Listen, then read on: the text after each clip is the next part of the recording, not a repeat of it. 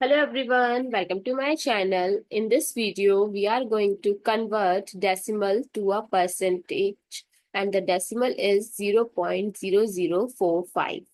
So before starting the video, if you are new to my channel, please don't forget to subscribe to my channel. So let's start with today's video solution. So 0.0045 is in terms of decimal and we have to convert it in terms of percent. So this is the symbol of percent and it is equals to 1 by 100. So in place of 1 by 100, you can write this symbol, or in place of this symbol, you can write 1 by 100. So 0.0045 right now in decimal form. So first we are going to convert in fraction form by writing 1 in denominator. So it is now in fraction form. So I'm going to remove this decimal. So how can we remove the decimal?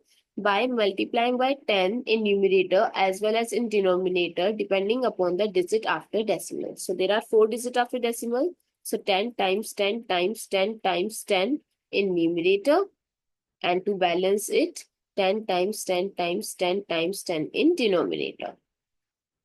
So numerator becomes 45 and this becomes 10,000, which we can write it as 45 by 100 times 100, or we can write it as 45 by 100 times 1 by 100.